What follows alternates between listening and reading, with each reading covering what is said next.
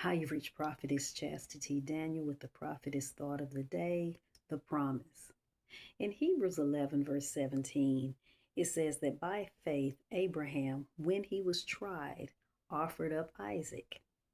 And he that had received the promises offered up his only begotten son, of whom it was said that in Isaac shall thy seed be called.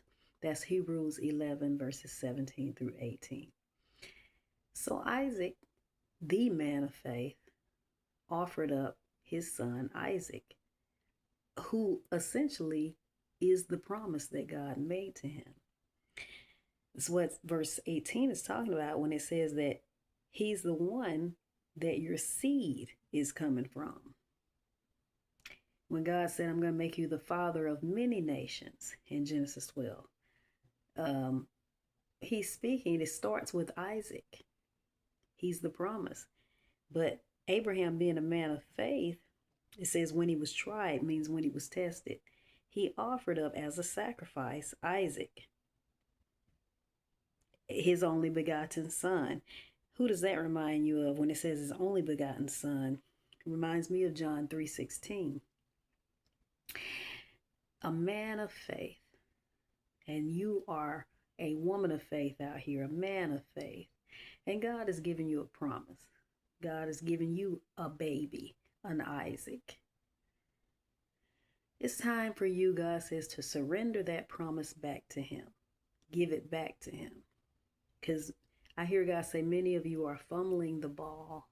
You're trying to make things happen on your own, and it's not working. You're getting into self-works. You're going to end up with an Ishmael.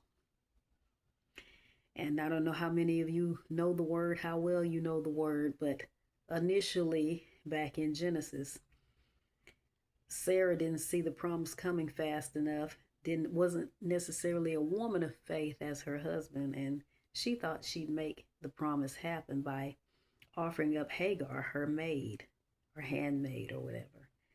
And Abraham ended up with Ishmael. That's a whole nother story.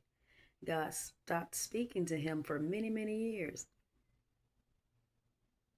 That's a whole other story. But the point of the story is, don't get into self-worth. Don't get into self-efforts. God is saying on today, surrender that business back to me. Surrender that child back to me. Surrender that ministry back to me. Surrender that job. That husband, that wife, whatever your promise is. And watch God work miracles. Watch God do the impossible in your life. As he did with Abraham. Abraham is the father of all us believers. We are still seeing what the promise brought forth. Isaac, the seed of Abraham. Stand still, God says, and see the salvation of the Lord. Wait on the promise. Surrender to God and watch him work.